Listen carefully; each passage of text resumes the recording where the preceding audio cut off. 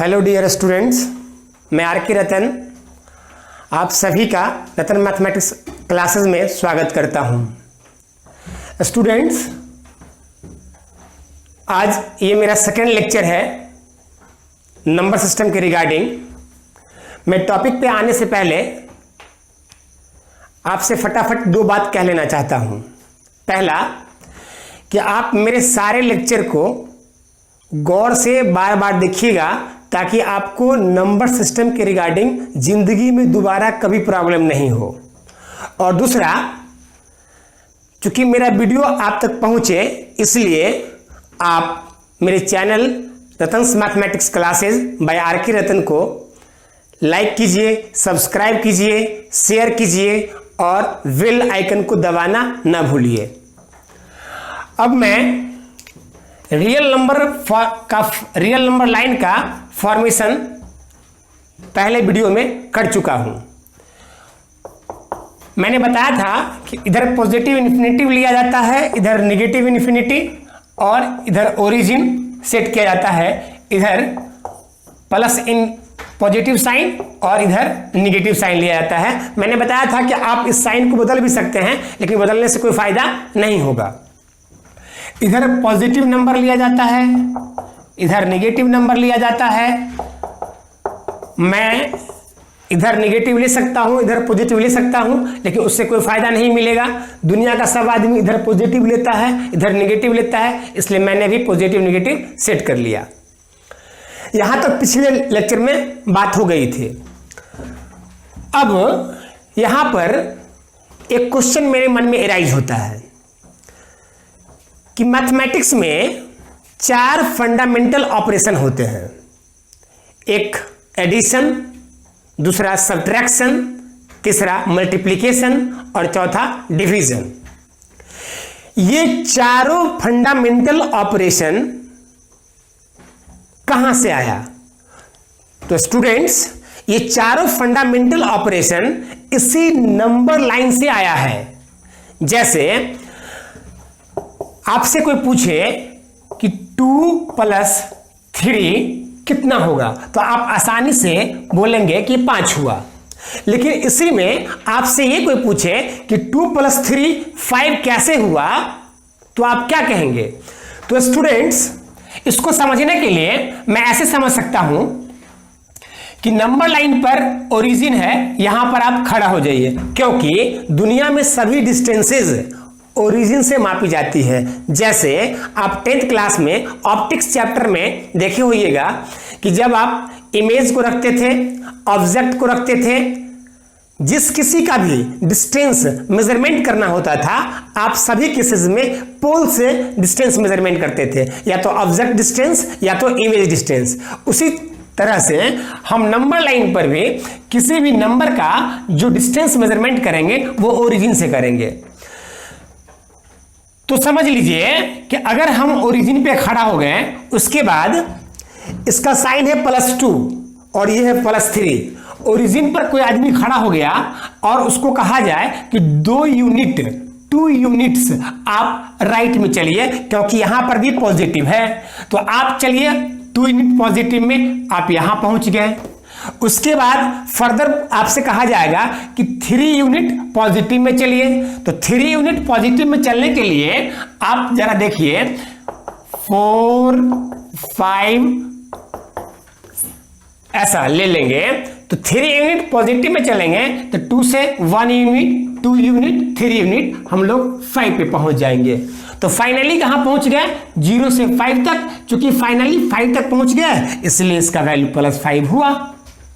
जैसे second example, 2 + 2 कितना होगा? तो आप आसानी से, चूंकि बच्चा से आप ये सुनते आए हैं, समझते आए हैं कि 2 + 2 4 होता है, लेकिन इसमें क्वेश्चन एराइज किया जा सकता है कि 2 + 2 4 ही क्यों होता है। तो बस इसी तरह से हम आंसर देंगे कि ओरिजिन पे खड़ा हो जाना है, उसके बाद 2 यूनिट राइट में चलना है, फिर यहां से 2 यूनिट राइट में चलेंगे, जो नंबर मिलेगा, जो पोल मिलेगा, वही मेरा नंबर होगा, वही पोल का नोटेशन होगा। जैसे आपसे ये पूछा जाए कि 3 - 4 कितना होगा, तो स्टूडेंट्स इस केस में भी मैं ओरिजिन पे खड़ा हो जाऊंगा। ओरिजिन पे खड़ा हो जाने के बाद 3 यूनिट राइट में चलना है, 3 यूनिट राइट में चलूंगा, यहां पहुंच जाऊंगा। इसके बाद 4 यूनिट आपको लेफ्ट में चलना है, क्योंकि यहां पर निगेटिव है, तो निगेटिव डायरेक्शन की क्या, यहां से इधर चलेंगे, अगर पॉजिटिव होता तो इधर चलते। अब देखिए, अब यहां पे खड़ा हो गए हम, यहां से 4 यूनिट लेफ्ट में चलना है, तो 4 यूनिट में लेफ्ट में चलेंगे, 1 यूनिट, 2 यूनिट, 3 यूनिट और 4 यूनिट कहां पहुंच गए, -1 पर, इसलिए इसका वैल्यू -1 हुआ। इसी तरह से हम मल्टीप्लिकेशन में भी, डिवीजन में भी सोचते हैं। जैसे एक एग्जांपल मल्टीप्लिकेशन का भी ले लीजिए, 2 × 3 कितना होगा, तो हम तो जानते हैं बच्चा से कि 6 होगा, लेकिन कोई बोलेगा कि कैसे 6 हुआ, तो इसको ऐसे समझेंगे कि 2 × 3 चलना है या 3 × 2 चलना है। 2 बार आप 3 चलिए या 3 बार 2 चलिए, पॉजिटिव है तो पॉजिटिव डायरेक्शन में आप यहां खड़ा हो जाइए, 1 बार 2 चलिए तो यहां से यहां पहुंच गए, दूसरा बार 2 चलेंगे यहां पहुंच जाएंगे, तीसरा बार 2 चलेंगे 6 पर पहुंच जाएंगे, इसलिए +6 हुआ। अगर ये माइनस होता तो नेगेटिव में चलते। सिमिलरली अगर हम डिवीजन का बात करेंगे, 2/3, इसको मैं लिख सकता हूं 2 × 1/3, मतलब 2 बार 1/3 चलना है। तो 2 बार 1/3 चलना है, आपको क्या करना है, इस 0 से 1 तक जो सेक्शन है इसको 3 भाग में बांट देना है। ये हो गया आपका 1/3, ये हो गया 2/3 और ये हो गया आपका 3/3, जिसको आप 1 कहते हैं। 1/3, 2/3, 3/3, ये 2/3, ये 1/3, ये 2/3, ये 3/3। हमें चलना है 2 बार 1/3, 1 बार 1/3, 2 बार 1/3, हम पहुंच गए 2/3 पर। जो नंबर रिप्रेजेंट करेगा वही मेरा ये नंबर होगा। इसी तरह से हम सारे केसेस को सोच लेंगे। मैं यहां पर 5 सेकेंड आपसे यह कहना चाहता हूं कि इस काम पर आप घर पे आधा घंटा से 1 घंटा सोचिएगा। इसमें सारा जितना भी कॉन्सेप्ट होगा वो सारा का सारा क्लियर हो जाएगा, और जो भी आपसे कोई कॉन्सेप्ट फंस जाए उसके लिए आप मेरे व्हाट्सएप नंबर पे प्रॉब्लम सेंड कीजिएगा, मैं उसका सॉल्यूशन भेज दूंगा। डियर स्टूडेंट्स, अब इससे आगे बढ़ते हैं। इससे आगे हम लोगों को कुछ नंबर को डिफाइन करना होगा। सिलेक्टेड टाइप के नंबर्स होते हैं, जैसे natural number, whole number, integer, जैसे हिंदी में प्राकृतिक संख्या, पूर्ण संख्या, पूर्णांक, ये बोलते हैं। तो सबसे पहले हम लोग नेचुरल नंबर के बारे में समझते हैं। नेचुरल नंबर, इसको हिंदी में प्राकृत संख्या कहते हैं। इस नेचुरल नंबर के बारे में बहुत दिन तक मेरे माइंड में कंफ्यूजन रहा, क्योंकि स्कूल में और कई सारे टीचर हमें सिखा दिए थे कि गिनती की संख्या प्राकृतिक संख्या कहलाती है, counting numbers are called natural number. लेकिन जब मैंने एक बुक पढ़ा जिसका नाम है elementary mathematics,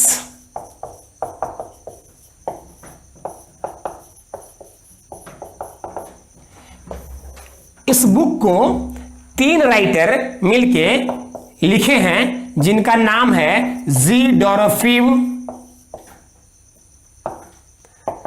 M पोटापोव and N रोजोव। ये तीनों राइटर मिलके इस बुक को लिखे हैं, और आप यकीन मानिए ये बुक अभी दुनिया में एलिमेंट्री मैथमेटिक्स में, एलिमेंट्री कॉन्सेप्ट के लिए, बेसिक कॉन्सेप्ट के लिए पूरी दुनिया में नंबर 1 माना जाता है। ये वर्ल्ड के लगभग सभी कंट्री में चलता है। जब मैंने इस बुक का स्टडी किया, ये इंग्लिश में आती है, हिंदी में नहीं आती है। जब मैंने इस बुक का स्टडी किया तो पता चला कि इसमें अगर सीधे गिनती की संख्या प्राकृतिक संख्या बोला जाए तो कुछ एरर बच जाता है। चलने के लिए चलता है लेकिन लॉजिकली फिट नहीं बैठता है। अब जरा सोचिए कि क्या इसमें लिखा गया। इसमें लिखा गया है कि गिनती की संख्या प्राकृतिक संख्या नहीं होती है, साधारण गिनती की संख्या प्राकृतिक संख्या होती है। इसमें एक शब्द जोड़ा गया साधारण। अब हम लोगों को समझना पड़ेगा कि गिनती और साधारण गिनती ये दोनों में क्या अंतर है। सबसे पहले हम लोग गिनती को समझते हैं। गिनती का मतलब होता है किसी क्रम का पालन करते हुए, क्रम मतलब बढ़ते क्रम या घटते क्रम। बढ़ते क्रम और घटते क्रम का बात मैं इसलिए कर रहा हूं, आप भी स्कूल में जब बच्चा क्लास में सीखोगे तो आपको भी 1 2 3 4 से लेकर 100 तक और 100 99 98 97 करके 1 तक सिखाया होगा। जब उस समय आपको सिखाया गया 1 से 100 तक और 100 से 1 तक, तब उस समय में आपको यह समझ में नहीं आ रहा होगा कि ये क्यों सिखाया गया। इसलिए सिखा दिया गया क्योंकि गिनती 1 से 100 तक भी होता है और 100 से 1 तक भी होता है। मतलब बढ़ते क्रम में भी आप गिन सकते हैं और घटते क्रम में भी गिन सकते हैं। तो किसी क्रम का पालन करते हुए निश्चित अंतराल में संख्या को बोलना ही गिनती कहलाता है।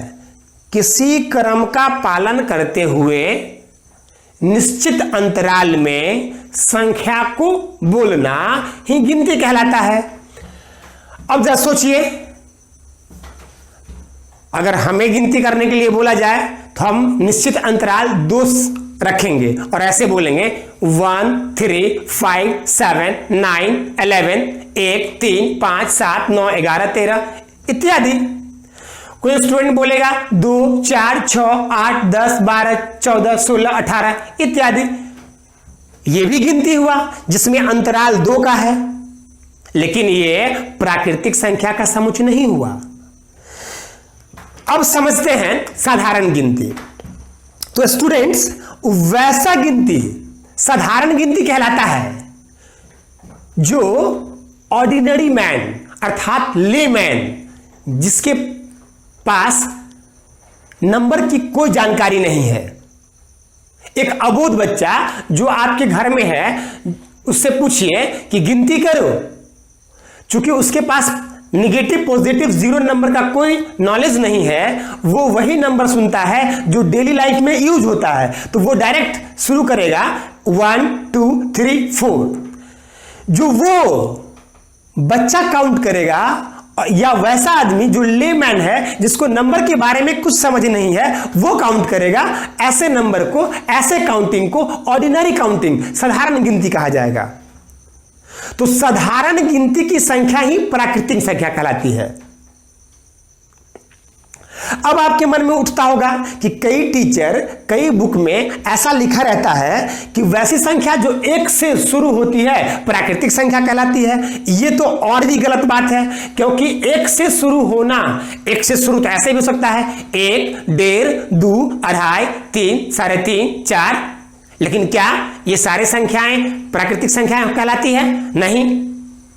अगर मेरा मन करेगा 1 से स्टार्ट होने का, मैं ऐसे स्टार्ट करूंगा 1 1.1 1.2 1.3 1.4 1.5 एंड सो ऑन। क्या ये सारी संख्याएं प्राकृतिक संख्याएं हैं? नहीं। तो हमें ऐसे नहीं बोलना पड़ेगा, हमको इसमें जोड़ना पड़ेगा एक शब्द को कि वैसी संख्या जिसकी गिनती साधारण तरीके से की जाती है, अर्थात साधारण गिनती की संख्या प्राकृतिक संख्या कहलाती है। अब चलिए, आज से हम लोगों को यही बोलना है कि साधारण गिनती की संख्या प्राकृतिक संख्या कहलाती है। साधारण गिनती की संख्या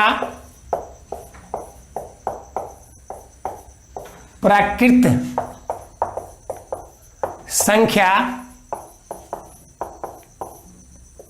कहलाती है। स्टूडेंट्स, प्राकृतिक संख्या को अंग्रेजी में नेचुरल नंबर कहते हैं और नेचुरल नंबर का फर्स्ट लेटर कैपिटल एन है, इसीलिए नेचुरल नंबर को कैपिटल एन से सूचित किया जाता है। मतलब प्राकृतिक संख्या के परिवार को, प्राकृतिक संख्या के समुच्चय को हम लोग कैपिटल एन से दर्शाएंगे। एक शब्द इसमें उपयोग होता है समुच्चय। मैं इसके बारे में जब रिलेशन फंक्शन पढ़ाऊंगा, सेट थ्योरी पढ़ाऊंगा, उस समय बताऊंगा डिटेल में। अभी थोड़ा सा ब्रीफ आइडिया ले लेते हैं। जिस वस्तु का सुनिश्चित संग्रह किया जाता है उस वस्तु को समुच्चय का अवयव कहा जाता है। जैसे मान लीजिए ए बी सी डी, ये सभी अवयव का समुच्चय बनाना है, तो इस अवयव को, इस सदस्य को समुच्चय का अवयव कहेंगे, एलिमेंट कहेंगे।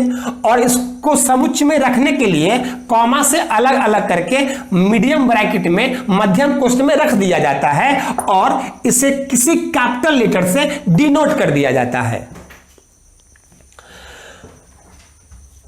इसी तरह नेचुरल नंबर को हम कैपिटल एन से डिनोट करेंगे और मीडियम ब्रैकेट में इसके एलिमेंट को, इसके अवयव को रख देंगे। और ध्यान रहे कि हम डॉट डॉट डॉट फ्री का डॉट ऐसे नहीं देंगे, डॉट बस 3 ही दिया जाता है। अगर आपको यकीन नहीं हो तो आप आज वीडियो देखने के बाद बुक उल्टाइएगा, उसमें देख लीजिएगा कि 3 ठो डॉट है या उससे ज्यादा है या उससे कम है। आप देखिएगा कि 3 ही डॉट रहता है। 3 डॉट से ज्यादा या कम देने का मतलब वो इस सिंबल को नहीं दर्शाता है। बस इसको दर्शाने के लिए, अनंत अवयव को दर्शाने के लिए मात्र 3 डॉट का ही उपयोग किया जाता है।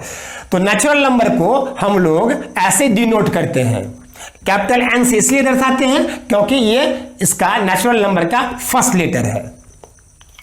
अब हम लोग नेक्स्ट नंबर होल नंबर पर चलते हैं।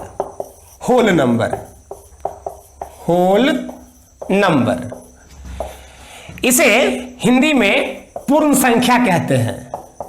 क्या कहते हैं? पूर्ण संख्या।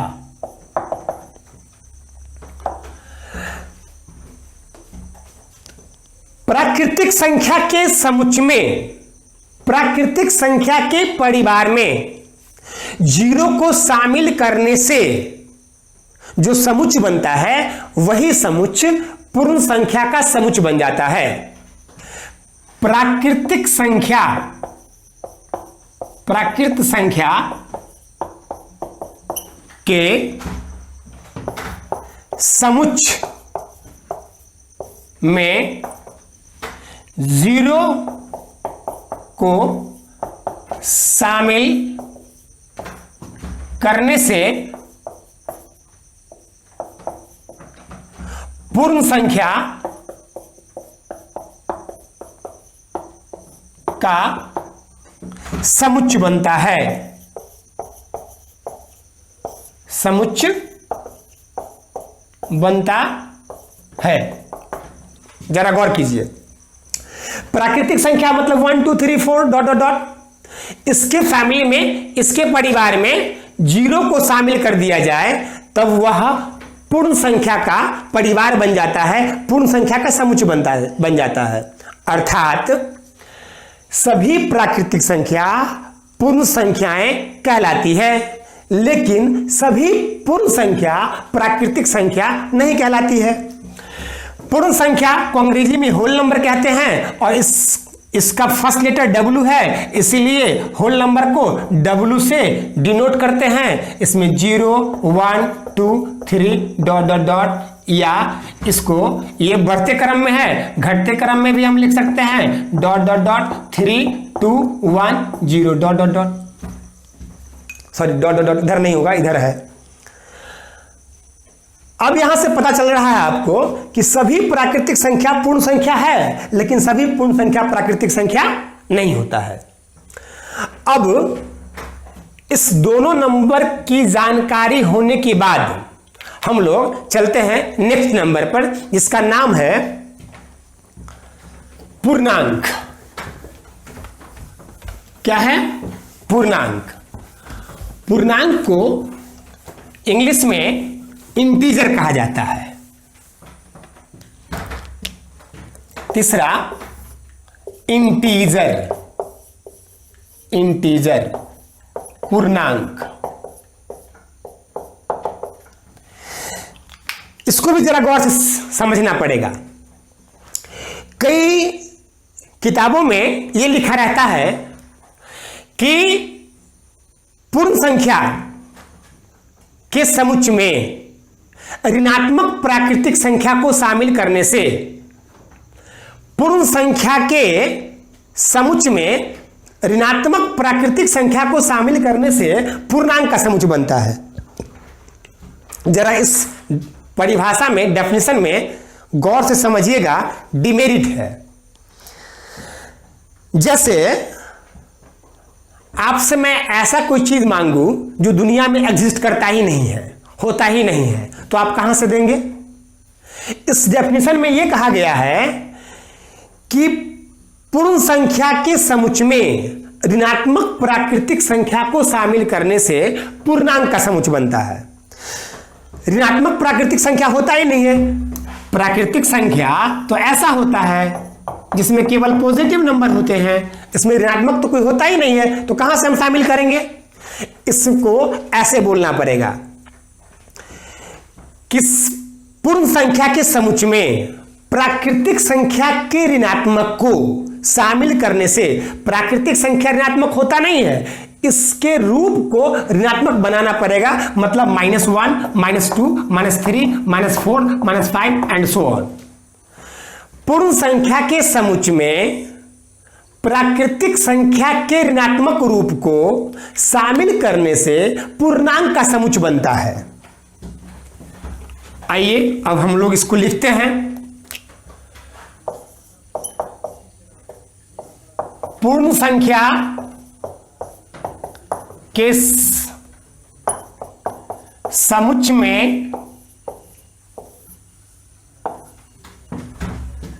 प्राकृत संख्या के ऋणात्मक रूप को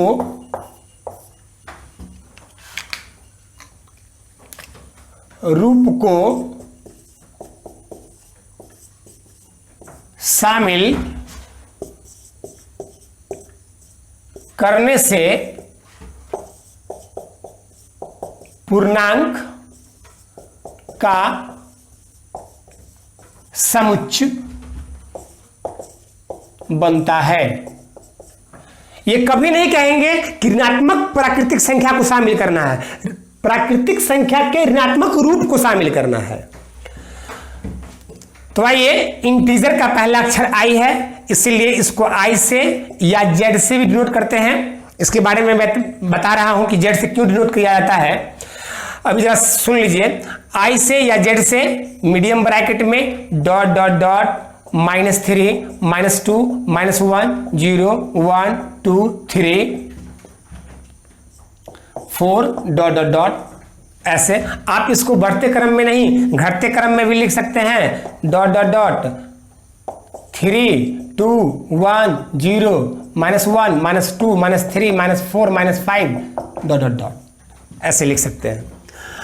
अब आइए जरा इसको समझ लेते हैं कि नेचुरल नंबर का पहला अक्षर, नेचुरल नंबर का पहला लेटर n था, तो नेचुरल नंबर को n से डिनोट किया गया। होल नंबर का पहला लेटर w था, तो उसे w से डिनोट किया गया। इंटीजर का पहला लेटर, पहला अक्षर i है, तो इसको i से डिनोट किए, लेकिन z से क्यों डिनोट किया जाता है? तो स्टूडेंट्स, मैथमेटिक्स में जर्मन लोगों का बहुत बड़ा कंट्रीब्यूशन है। वैसे इंडियन का भी कंट्रीब्यूशन है, यूनानियों का भी कंट्रीब्यूशन है, फ्रांसीसियों का भी कंट्रीब्यूशन है, उसी तरह से जर्मन लोगों का भी कंट्रीब्यूशन है। जर्मनी में, जर्मन वर्ड में काउंट को जहलीन कहा जाता है। जहलीन, जहलीन कहा जाता है, और जहलीन का पहला लेटर जेड है, इसीलिए इसे जेड से भी डिनोट किया जाता है। तो इंटीजर से आई लिया गया और जहलीन से जेड लिया गया, इसीलिए इंटीजर के सेट को, पूर्णांक के समुच्चय को आई से या जेड से डिनोट किया जाता है। अब जरा सुनिए, सभी प्राकृतिक संख्या, क्योंकि प्राकृतिक संख्या के बारे में अभी बता दिया गया आपको,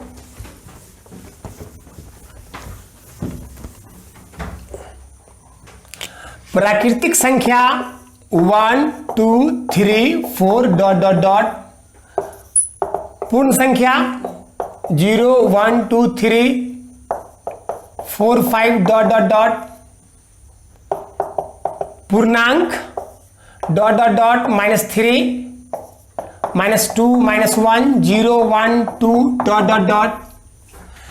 आप यहां पर देखकर समझ सकते हैं कि सभी प्राकृतिक संख्या पूर्ण संख्या है, सभी प्राकृतिक संख्या पूर्ण संख्या पूर्णांक है, लेकिन सभी पूर्णांक पूर्ण संख्या नहीं है, सभी पूर्णांक प्राकृतिक संख्या नहीं है। इसका मतलब सभी प्राकृतिक संख्या, सभी पूर्ण संख्या पूर्णांक कहलाते हैं, लेकिन सभी पूर्णांक प्राकृतिक संख्या या पूर्ण संख्या नहीं कहलाते हैं। अब ये आपको क्लियर हो गया होगा।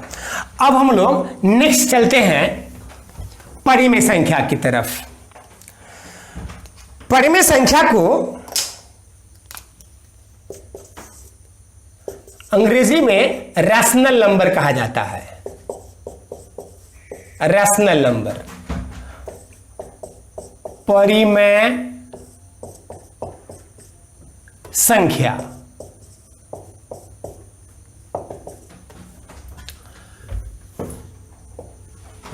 स्टूडेंट्स, पहले इसके डेफिनेशन के बारे में जान लेते हैं। परिमेय संख्या का डेफिनेशन बोला जाता है कि वैसी संख्या जो P बट्टा Q के रूप का हो, वैसी संख्या जो P बट्टा Q के रूप का हो, P बट्टा Q के रूप का हो, जहां पर P पूर्णांक होता है, पूर्णांक, Q भी पूर्णांक होता है और Q 0 के बराबर नहीं होता है। इसको हम लोग ऐसे भी लिख सकते हैं, लिखते हैं, पढ़ते हैं P belongs to integer, Q belongs to integer, Q not equal to 0। थोड़ा सा बिलोंग्स के बारे में समझ लीजिए। इस बिलोंग्स टू को फिजिक्स में एप्सिलॉन कहते हैं। इसका रियल नेम एप्सिलॉन है, एप्सिलॉन। और मैथमेटिक्स में हम लोग बिलोंग्स टू बोलते हैं, बिलोंग्स टू। और इसका यूज समुच्चय के अवयव को दर्शाने के लिए किया जाता है। जैसे मान लिया जाए कि एक समुच्चय है जिसमें 1 2 3 4 ये 4 अवयव हैं। इसको मैं ये लिख सकता हूं कि एक समुच्चय ए का अवयव है, अवयव है। और इसको मैं अंग्रेजी में ऐसे लिख सकता हूं, 1 बिलोंग्स टू सेट ए। और इसको मैथमेटिक्स में ऐसे लिख सकता हूं, 1 belongs to A. Similarly 2 belongs to A, 3 belongs to A. इस तरह से बोला जा सकता है, बोला जाता है। जैसे इसमें इस समुच्चय में 5 नहीं है तो ऐसे बोलेंगे 5 डज नॉट बिलोंग टू ए। मतलब हुआ कि 5 समुच्चय ए का सदस्य नहीं है, 6 समुच्चय ए का सदस्य नहीं है, ऐसे काट दिया जाता है। तो चलिए फिर से इस पर चलते हैं। वैसी संख्या जो P बट्टा Q के रूप का हो, जहां पर P पूर्णांक, Q पूर्णांक और Q 0 के बराबर नहीं हो, वैसी संख्या परिमेय संख्या कहलाती है। अब इसमें कई सारे बातों को समझना पड़ेगा। पहला बात कि P पूर्णांक है और Q भी पूर्णांक है, P Q दोनों पूर्णांक है, लेकिन Q पर बैंड लगा दिया गया कि ये 0 के बराबर नहीं होगा। तो P पूर्णांक Q पूर्णांक, पूर्णांक तो भैया ये होता है, पूर्णांक तो ये होता है, हम लोग अभी समझे हैं कि पूर्णांक तो ये होता है। इसका मतलब P निगेटिव, 0 पॉजिटिव, ये तीनों होगा। लेकिन Q पॉजिटिव निगेटिव होगा, 0 नहीं होगा। जो अंश है आपका, न्यूमरेटर है, वो पॉजिटिव निगेटिव 0 तीनों होगा। लेकिन आपका जो डिनोमिनेटर है, हर है, वो पॉजिटिव निगेटिव होगा और 0 नहीं होगा। 0 इसीलिए नहीं होगा, आप इस बात को माइंड में रख लीजिए, नोटिस करके लॉक कर लीजिए कि जब कभी भी हर नाम का शब्द आएगा, डिनोमिनेटर नाम का वर्ड आएगा, तो समझ लीजिएगा कि वो 0 के बराबर कभी नहीं होगा, क्योंकि डिनोमिनेटर के 0 हो जाने से, हर के 0 हो जाने से वो राशि अपरिभाषित हो जाती है। क्या हो जाती है? अपरिभाषित हो जाती है। और अपरिभाषित हो जाने का मतलब हुआ कि हम लोग उसी गणित में उसी राशि का अध्ययन करते हैं, उसी क्वांटिटी का स्टडी करते हैं जो रियल नंबर लाइन पर होता है, जो रियल नंबर लाइन पर होता है। और रियल नंबर लाइन से बाहर का जो क्वांटिटी है उसको अनडिफाइंड कहा जाता है, अपरिभाषित कहा जाता है। तो जब ही हम किसी राशि में, किसी अशून्य राशि में 0 से भाग देंगे तो यह अपरिभाषित हो जाएगा। अपरिभाषित हो जाएगा अर्थात यह संख्या रेखा से बाहर हो जाएगा, और संख्या रेखा से बाहर हो जाएगा। हम लोगों को तो अध्ययन करना है संख्या रेखा पर के राशि का, तो उससे बाहर के राशि का अध्ययन तो हम लोग कर नहीं सकते हैं। यह मैथमेटिक्स के दुनिया से बाहर हो गया। हम यूं कहें कि यह परिभाषित जोन से बाहर हो गया। इसीलिए आप देखते होंगे कि किसी भी अशून्य राशि में जब 0 से भाग दिया जाता है तो उसको प्लस इन्फिनिटी या ऐसे करके, अगर ऐसे हो गया तो इसको माइनस इन्फिनिटी लिखा जाता है, अर्थात ये संख्या रेखा से बाहर हो गया। और संख्या रेखा से बाहर हो गया इसका मतलब ये मेरे अध्ययन के लायक नहीं है। तो वैसी राशि जो P बट्टा Q के रूप का हो, जहां पर P पूर्णांक और Q पूर्णांक एवं Q 0 के बराबर नहीं होगा, क्योंकि हर है Q और हर 0 के बराबर नहीं होगा। 0 के बराबर हो जाने से यह अपरिभाषित हो जाएगा। तो आपको समझ में आ गया होगा कि वैसी संख्या जो P बट्टा Q के रूप में हो, जहां पर P पूर्णांक होगा, Q पूर्णांक होगा, Q 0 के बराबर नहीं होगा, अर्थात ऊपर वाला P जो अंश है, न्यूमरेटर है, वो पॉजिटिव भी होगा, निगेटिव भी होगा, 0 भी होगा। लेकिन हर जो डिनोमिनेटर है Q, ये पॉजिटिव निगेटिव होगा, 0 नहीं होगा। समझ में आ गया? अब चलिए, रैशनल नंबर, परिमेय संख्या का अंग्रेजी रैशनल नंबर होता है। रैशनल नंबर का पहला अक्षर कैपिटल R होता है, लेकिन दोस्त इस रैशनल नंबर को कैपिटल R से डिनोट नहीं करते हैं, इसे कैपिटल Q से डिनोट किया जाता है। अब हम लोगों को यह समझना पड़ेगा कि इस रैशनल नंबर को R से डिनोट नहीं करके कैपिटल Q से क्यों डिनोट किया गया, यह समझना पड़ेगा। तो इसको समझने के लिए कुछ और कंसेप्ट को जानना पड़ेगा। इस कंसेप्ट को मैं अभी आगे बता रहा हूं, फिलहाल अभी इसके डेफिनेशन को हम फिर से एक बार बोल देते हैं, फिर आगे बढ़ते हैं। कि वैसी संख्या जो P बट्टा Q के रूप का हो, जहां पर P पूर्णांक Q 0 के बराबर नहीं होगा, परिमेय संख्या कहलाएगा, और परिमेय संख्या को कैपिटल Q से डिनोट किया जाता है। अब जरा यह समझने का कोशिश करते हैं कि कैपिटल Q से क्यों दर्शाया जाता है। स्टूडेंट्स, आप लोग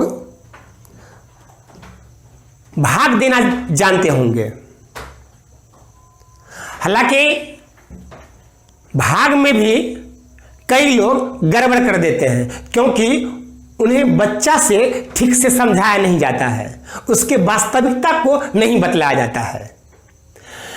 जैसे मैं थोड़ा सा अभी 1 मिनट इस पर डिस्कशन कर लेता हूं। जैसे किसी आदमी को अगर 451 में 9 से भाग देने के लिए बोला जाए, तो इसको कई तरह के स्टूडेंट कई तरह से सॉल्व करेंगे, भाग देंगे। पहला 9 पचे 45, ऐसे बोलेंगे, ये कट गया अर्थात 0 हो गया और 1 आ गया। फिर यहां पे दशमलव देंगे, 0 कर देगा, और यहां पर 9 एकम 9 ऐसे कट के 1 आ जाएगा। फिर दशमलव है, 0 देगा, 1 ऐसे बढ़ा देगा। अगर आप भी ऐसा ही समझते हैं तो ये समझ लीजिए कि ये बिल्कुल गलत है। गलत कैसे पकड़िएगा? इसको हम लोग बोलते हैं भाज्य, इसको बोलते हैं भाजक, इसको बोलते हैं भागफल। भाज्य, भाजक, भागफल, इसको बोलते हैं डिविडेंड, इसको बोलते हैं डिवीजर, इसको बोलते हैं कोशिएंट,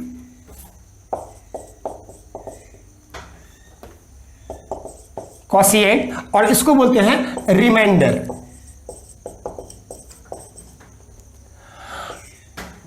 हिंदी में भाज्य,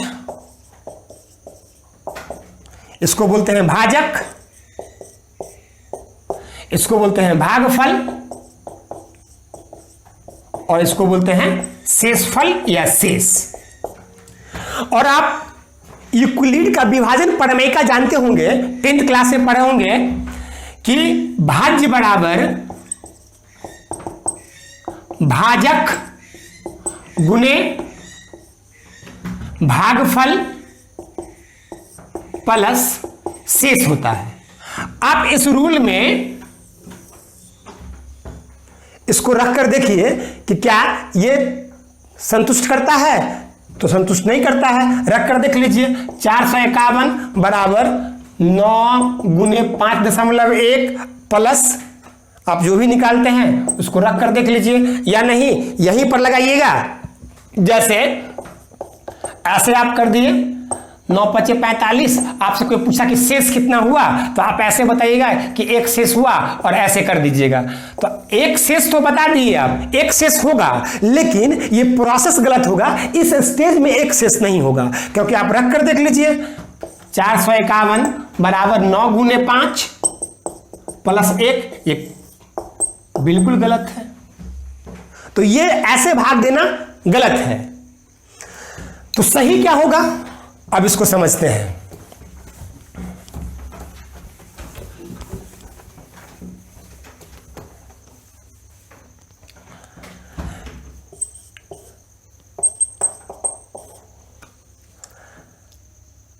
नौ पचे 45, ये कट गया, अब उतरा 1। इस स्टेज में मैं 1 को शेष नहीं कह सकता हूं। 1 को शेष इसलिए नहीं कह सकता हूं क्योंकि यह एक डायरेक्ट भाज्य से उतर कर आया है, और शेष का मतलब होता है बचा हुआ। जो शेष बच गया, जो बच गया वही शेष होता है, जो अवशेष है वही शेष है। ये तो डायरेक्ट भाज्य से उतर गया, इसलिए ये शेष नहीं होगा। ये शेष तब होगा जब इसमें 9 से भाग दिया जाएगा। जैसे 9 से भाग दीजिए 0 मर्तबा 1, अब ये एक शेष कहलाएगा, क्योंकि ये एक डायरेक्ट भाज्य का एक नहीं है, भाग लगने के बाद आया। और इसको आप पूरा कर देख लीजिए। जैसे ये भागफल है आपका, भागफल, इसको कोशिएंट बोलते हैं, और ये आपका रिमाइंडर हुआ शेषफल, शेष। आप इसमें रख के देख लीजिए, 451 बराबर भाज्य गुने भाजक गुने भागफल प्लस 1, इसको देखिए सेटिस्फाई कर दिया।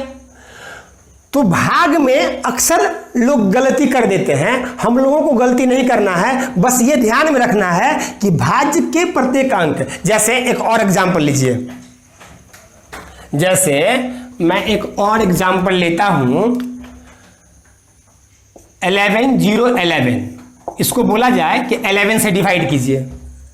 तो कई स्टूडेंट ऐसे भाग दे देंगे, 11 × 11 कट गया, 0 उतर गया, फिर 11 आया, 11 × 11 कट गया। ये बिल्कुल गलत हो जाएगा, ये तो कहीं से भी सही नहीं है। आप पूरा कर देख लीजिए, भाज्य बराबर भाजक गुने भागफल जो शेष नहीं पूरेगा। इसको समझने के लिए बस इसी रूल को समझना पड़ेगा।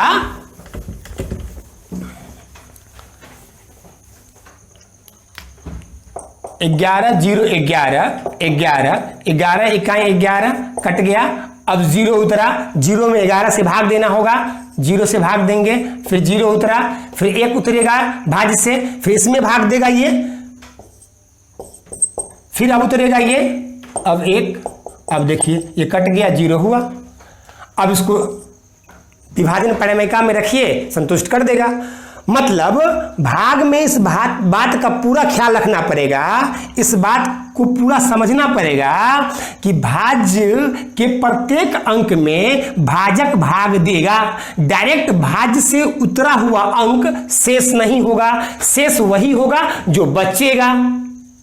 ऐसे बहुत सारे एग्जाम्पल आपके मन में उठ जाएंगे। आप जो शुरू से गलती करते आए होइएगा उसका आपका सॉल्यूशन मिल जाएगा। जैसे मान लीजिए 655 ले लिया गया, इधर 13 से भाग दे दिए, और कोई पूछे कि इसमें किसको दशमलव में नहीं बदलना है, शेष बताइए, तो आप ऐसे मत बोल दीजिएगा कि 13 × 5 = 65, ये कट गया और 5 शेष हो गया। 5 शेष है, लेकिन इस केस में 5 शेष नहीं है, क्योंकि ये 5 भाज्य से उतर के आया है। चूंकि डायरेक्ट 5 भाज्य से उतर के आया है, इसलिए इस 5 को मैं शेष नहीं कहूंगा। शेष के लिए इसमें पहले भाग लगाना पड़ेगा, 0 मर्तबा, अब इसको शेष में बोलूंगा। तो भाग आप समझ गए होइएगा। अब चलिए मैं आता हूं परिमेय संख्या पर। ये अंश है, ये हर है, न्यूमरेटर डिनोमिनेटर, ये पूर्णांक है और ये पूर्णांक है। जरा आप इसको गौर से देखिए, आपके माइंड में सेट हो जाएगा। जैसे 4 में आप 2 से डिवाइड करते हैं तो 2, जैसे आप 5 में 2 से डिवाइड करते हैं, या फिर ऐसे। अब जरा इसको गौर से देखिए, तो इसको बोलते हैं डिविडेंड, यहां पे लिखा हुआ है डिवीजर, इसको बोलते हैं कोशिएंट, इसको बोलते हैं रिमाइंडर। मैं फिर से लिख दिया हूं आपको समझने के लिए। इसको ऐसे लिखेंगे ना, 4/2 = 2, इसको ऐसे लिखा जाएगा ना, 5/2 = 2.5। अब इसको जरा आप पकड़िए, तो ये 4 कहां का है, ये 4 है, ये 2 कहां का है, ये 2 है, और ये 2 कौन है, ये वाला है। यहां पकड़िए, ये 5 ये वाला, ये 2 ये वाला, और 2.5 ये वाला। अब इसका नोमेनक्लेचर कीजिए, नामकरण कीजिए। ये क्या है, डिविडेंड है, ये क्या है, डिवीजर है, और ये क्या है, कोशिएंट है। इसको पकड़िए, ये क्या है, डिविडेंड, ये क्या है, ये डिवीजर, और ये क्या है, कोशिएंट। आपके दिमाग में ये बात अब उठता होगा कि डिविडेंड बट्टा डिवीजर बराबर कोशिएंट होता है। अर्थात जिसको हम अंश हर बोलते हैं, उस अंश हर को हम डिविडेंड बट्टा डिवीजर भी बोल सकते हैं, अर्थात हम उसको भाज्य बट्टा भाजक भी बोल सकते हैं। जब ये भाज्य हुआ और ये भाजक हुआ, इसका मतलब ये भागफल है, क्योंकि भाज्य बट्टा भाजक ये भागफल होता है, डिविडेंड बट्टा डिवीजर कोशिएंट होता है, ये भागफल होता है, और कोशिएंट का पहला लेटर कैपिटल क्यू होता है। इसीलिए मेरे दोस्त इस परिमेय संख्या को कैपिटल क्यू से दर्शाया जाता है, न कि आर से दर्शाया जाता है। वैसी संख्या जो p बट्टा q के रूप का हो, जहां p पूर्णांक q पूर्णांक, ये q 0 के बराबर नहीं होना चाहिए, परिमेय संख्या कहलाती है। और परिमेय संख्या को कैपिटल Q से दर्शाया जाता है, क्योंकि अंश बट्टा हर को हम भागफल भी कह सकते हैं, क्योंकि ये भाज्य बट्टा भाजक होता है, डिविडेंड बट्टा डिवीजर होता है, इसीलिए इसका अनुपात भागफल होता है, कोशिएंट होता है, और कोशिएंट का पहला अक्षर कैपिटल Q होता है, इसीलिए रैशनल नंबर को कैपिटल Q से दर्शाया जाता है। अब डियर स्टूडेंट, आपको इन सभी नंबर के बारे में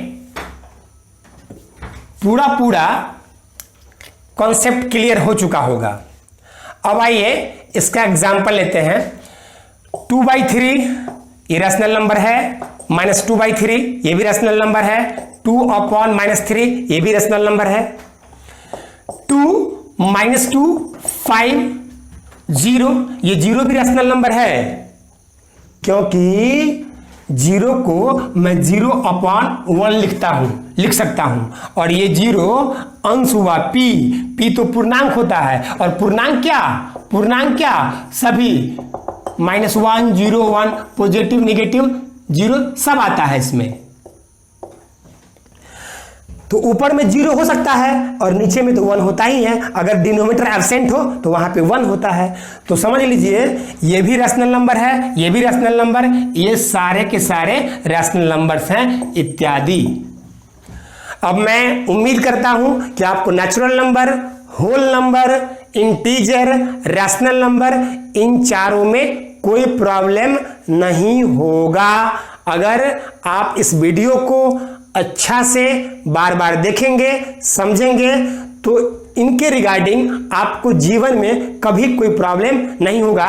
इससे आगे का कॉन्सेप्ट मैं अगले वीडियो में बताऊंगा। तब तक के लिए धन्यवाद।